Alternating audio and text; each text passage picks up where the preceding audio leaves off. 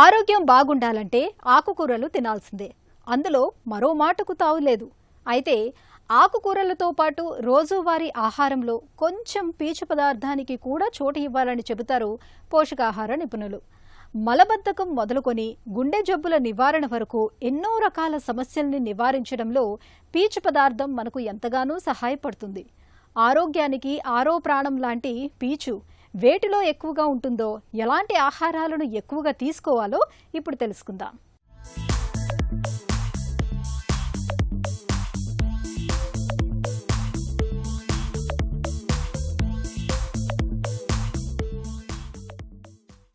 మనకు ఆహారం అంటే శక్తి. పిండి పదార్థాలు, మాంసకృత్తులు, నూనెలు, విటమిన్లు, ఖనిజాలు, వీటి గురించే మనం ఎక్కువగా మాట్లాడతాం. వీటి గురించే ఎక్కువగా వింటుంటాం. కానీ ఇంతే ప్రాధాన్యమున్న పీచు గురించి మాత్రం మనం పెద్దగా పట్టించుకోం. నిజానికి పీచు అంటే మనలో చాలా మందికి చిన్న చూపు. పీచు అంటే గడ్డిగాదమని, పనికిమాలినదని అనుకుంటాం. నిజానికి పీచు పదార్థం మన ఆరోగ్యానికి ఆరో ప్రాణం లాంటిదని చెబుతారు నిపుణులు. వైద్య పరిశోధనలన్నీ ఇవాళ పీచును మనకు అత్యంత అవసరమైన పదార్థంగా చెబుతున్నాయి. క్యాన్సర్లు, షుగర్, గుండె జబ్బుల నివారణకు, కొలెస్ట్రాల్ని అదుపులో ఉంచేందుకు, బరువు పెరగకుండా ఉండేందుకు, ఇలా చెప్పుకుంటూ పోతే ఈ పీచు ప్రయోజనాల జాబితాకు అంతుండదని చెబుతున్నారు ప్రముఖ పోషకాహార నిపుణులు డాక్టర్ అంజలీదేవి. పీచు అంటే ఫైబర్. ఈ ఫైబర్ అన్నది రెండు రకాలు. ఒకటి సాల్యుబుల్ ఫైబర్ అంటాం. ఇప్పుడు కొన్ని బీన్స్లోను, లేకపోతే పొటాటోస్ అంటే బంగాళదుంపల్లోను, ఆకుకూరల్లోను, కొన్ని రకాల కూరల్లోను, వాటిల్లోనూ సాల్యుబుల్ ఫైబర్ అంటే నీటిలో కరిగేది.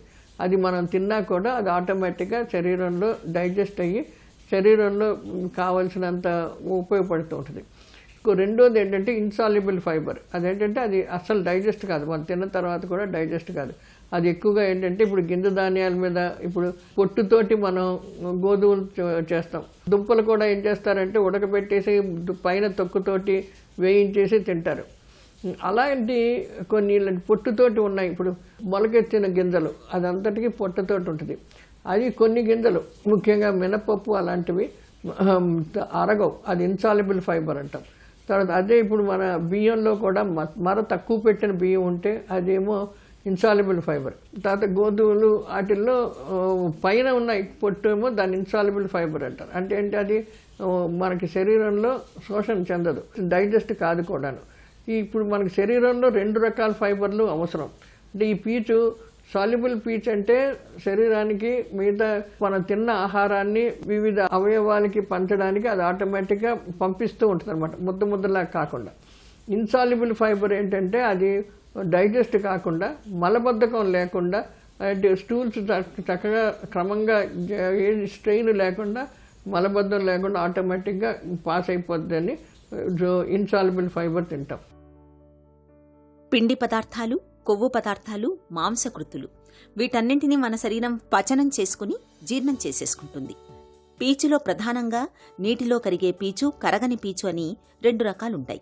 కరగని పీచు మన ఆహారంలోనే ఉంటుంది, కానీ నీటిలో కరగదు. దీన్ని ఇన్సాల్యుబుల్ ఫైబర్ అంటారు. ఇది జీర్ణం కాదు, విసర్జన ద్వారా బయటకు వెళ్లిపోతుంది. దీనివల్ల మలం పరిమాణం పెరుగుతుంది. జీర్ణ వ్యవస్థలో ఆహారం కదలికలు పెరుగుతాయి. ముడిధాన్యం, పప్పులు, కాయగూరల్లో ఈ రకమైన పీచు ఎక్కువగా ఉంటుంది. కరిగే పీచు ఇది నీటిని బాగా పీల్చుకుని ఉబ్బి ఒక రకమైన జిగురులాగా తయారవుతుంది. దీన్ని సాల్యుబుల్ ఫైబర్ అంటాం. ఓట్స్, బార్లీ, చిక్కుళ్ళు, బఠానీల వంటి గింజలు, సపోటా వంటి పండ్లు, ఇలాంటి వాటిలో కరిగే పీచు ఎక్కువగా ఉంటుంది. ఇప్పుడు ఈ సాల్యుబుల్ ఫైబర్ కొన్ని రకాల ఆకుకూరల్లో, లేత ఆకుకూరల్లో, ఇలాంటి వాటిల్లో దొరుకుతూ ఉంటుంది. ఇంకోటి ఏంటంటే కొన్ని కూరగాయలు, ఇప్పుడు బంగాళదుంప బాగా మరపెట్టిన బియ్యంలోనూ కొంచెం సన్నగా తౌడులాగా వస్తుంది. అది ఇవన్నీ ఇన్సాల్యుబుల్ ఫైబర్లు. అవి జాగ్రత్తగా వీటిలో బీన్స్, తర్వాత బఠానీలు, ఇవన్నిటిని ఇన్సాల్యుబుల్ ఫైబర్లు. ఎక్కువగా ఇప్పుడు గింజ ధాన్యాలు ఉన్నాయి, పప్పులు ఉన్నాయి, ఇవన్నీ ముడిపప్పులు, ఇవన్నిటిని ఏంటంటే నానబెట్టి అవి మొలకెత్తిస్తాం. అందులో ఫస్ట్ దంతాను ఇన్సాల్యుబుల్ అంటాం. అంటే ఏంటి, అది డైజెస్ట్ అయ్యి మన శరీరానికి శోషణ చెందదు. అవన్నీ ఏంటంటే బయటికి పోవడానికి రఫేజ్ అంటాం. అదేమో ఆటోమేటిక్గా కాన్స్టిపేషన్ లేకుండా, అంటే మలబద్ధకం లేకుండా మనకు తిన్న ఆహారంలో వేస్ట్ ప్రోడక్ట్స్ బయటికి తీయడానికి అది ఉపయోగపడుతూ ఉంటుంది అన్నమాట. ఇంకని మన శరీరంలో కంపల్సరీ రెండు రకాల పీచు ఉండాలి. ఇటేమో ఒక రకం పీచేమో శరీరంలో వివిధ భాగాలకి డైజెస్ట్ అయిన ఆహార పదార్థాలని రవాణా చేయడానికి అది ఉపయోగపడుతూ ఉంటుంది. ఇన్సాల్యుబుల్ ఏంటంటే మనకి తినేసిన ఆహారంలో మిగిలిపోయిన అక్కర్లేని ఫుడ్ అంతాను పెద్ద పేగుల్లోంచి బయటికి అలాగ రవాణా చేయించాలో దానికి ఈ ఇన్సాల్యుబుల్ ఫైబర్ అంటే నీటిలో కరగంది ఈ ఫైబర్ అంతా ఉపయోగపడుతుంది. అందుకని ఆహారంలో మినిమం 22 గ్రాముల నుంచి 30 గ్రాముల వరకు పీచు ఉండాలి. ఏ రకం పీచు అయినా కంపల్సరీ ఉండాలి. నీటిలో కరిగే పీచు రక్తనాళాల ఆరోగ్యాన్ని చక్కగా ఉంచుతుంది. గతంలో ముతక ధాన్యాలు, తృణధాన్యాలు, రకరకాల పండ్లు, ముడిపప్పుల వంటివన్నీ తినేవాళ్లం. వాటిలో తగినంత పీచు అందేది. కానీ ఇప్పుడు బాగా పాలిష్ పట్టిన ధాన్యాలు, పొట్టు తీసిన పప్పులు, రిఫైన్డ్ పదార్థాలు తీసుకోవటం పెరిగింది. దీంతో ఆహారంలో పీచు మోతాదు తగ్గిపోతూ వస్తోంది. ఇలా ఆహారంలో పీచు మోతాదు తగ్గిపోవటం వల్ల చాలామంది ఆరోగ్య సమస్యల్ని ఎదుర్కొంటున్నారు. పీచు పదార్థాన్ని తగినంత తీసుకోవటం వల్ల మనకెన్నో ఆరోగ్య ప్రయోజనాలు అందుతాయి. మలబద్ధకం వదులుతుంది, పేగుల ఆరోగ్యం మెరుగుపడుతుంది, రక్తంలో గ్లూకోజ్, కొలెస్ట్రాల్ శాతం చక్కగా అదుపులో ఉంటుంది, బరువు నియంత్రణలోకి వస్తుంది, గుండె జబ్బులు, క్యాన్సర్ల ముప్పు బాగా తగ్గుతుంది.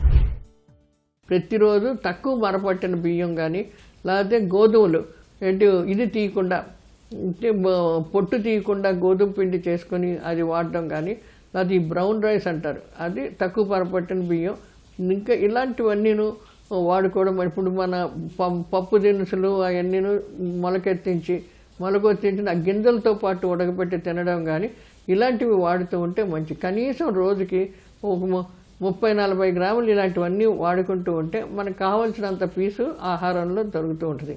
ఒక 100 గ్రాముల ఆకుకూరలు తింటే అందులో కొంత పీచు వస్తుంది. అది కూడా మనకి శరీరానికి మిగతా ఖనిజ లవణాలు, విటమిన్లు కాక పీచు కూడా మనకు వస్తుంది. కాబట్టి అది కూడా ఆహారానికి ఒక్కొక్కసారి బాగా బరువు ఉన్నోళ్ళు పీచు ఎందుకు తింటే అయిపోద్ది, వాళ్ళ క్యాలరీస్ తక్కువైపోతాయి. అదే ఇప్పుడు మైదా లాంటిది తిన్నారనుకోండి అది మొత్తం అంతా అబ్జర్వ్ అయిపోయి మనుషులు లావు అయిపోతారు. అలా కాకుండా ఎక్కువ పీచు ఉన్న ఆహారం తింటూ ఉంటే వాళ్ళు తినే ఆహారం క్యాలరీస్ తక్కువ అవడం వలన వాళ్ళు బరువు పెరగరు. అదేవిధంగా ఏంటంటే రా ఫుడ్స్ సాధ్యమైనంత మటుకు సాలడ్స్, పళ్ళు. ఇప్పుడు పళ్ళల్లో చాలామంది ఏం చేస్తారు, ఇప్పుడు యాపిల్ ఉందా ఆ పైన తొక్క తీసేసి ముక్కల కింద చేసి పిల్లలకి ఇస్తారు, పెద్దవాళ్ళకి ఇస్తారు. అలా తొక్కతోటి తింటే అందులో విటమిన్లు ఉంటుంది, అందులో పీచు ఉంటుంది. అలాంటి ఎన్నో రకాల పండ్లల్లో మనం పీచుతో పాటు తినేయచ్చు. అవన్నీ మళ్ళీ కట్ చేస్తాం. పియర్స్ అని, యాపిల్, ఇవన్నిటిలోనూ ఇప్పుడు మన ముఖ్యంగా ఈ స్వీట్ లైమ్స్ అంటే రకరకాల ట్యాంగరీన్స్ అని, స్వీట్ లైమ్స్ అంటే బత్తాకాయ, నారింజకాయ ఇవన్నీ వస్తాయి. అవి తొనలు ఏం చేస్తాం, మళ్ళీ ఆ తొనలు తీసి ఆ లోపట్ల నుంచి తింటారు. ఆ తొనతోటి తినేస్తూ ఉంటే దానికి మనకు కావాల్సినంత పీచు లభిస్తూ ఉంటుంది. ఇలాంటి చిన్న చిన్న విషయాల్లో మనం అతి జాగ్రత్త తీసుకొని పీచు తీసేయడం వలన మన ఆహారంలో పీచు తక్కువైపోవడం వలన మలబద్ధకం కూడా వస్తూ ఉంటుంది. అదే కాకుండా ఈ ఎక్సర్సైజులు అలాంటి దాంతోపాటు తింటూ తిరుగుతూ ఉండి కావాల్సినంత నీరు తాగుతూ ఉంటే మలబద్ధకం రాదు. అప్పుడు ఈ తిన్న ఆహార పదార్థాల్లో ఉన్న పీచుని రవాణా చేయడానికి లోపల శరీరంలో తీసేయడానికి కూడాను నీరు అవసరం. అందుకని నీళ్లు కూడా కావాల్సినంత తీసుకోవడం మంచిది. మనం తీసుకునే ఆహారంలో రోజుకి కనీసం 40 నుండి 45 గ్రాముల పీచు పదార్థం ఉండాలి. ఇందులో కరిగే పీచు ఎక్కువగా ఉంటే మంచిది. పీచు శాకాహారంలోనే ఉంటుంది, మాంసాహారంలో ఉండదు.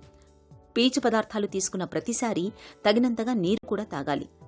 పిల్లలకు కూడా పీచు అవసరమే, కానీ మరీ పీచు పదార్థాలే ఎక్కువగా పెడితే త్వరగా కడుపు నిండినట్లయి ఎక్కువగా ఆహారం తీసుకోలేరు. దాంతో పిల్లలకు శక్తి చాలకపోవచ్చు.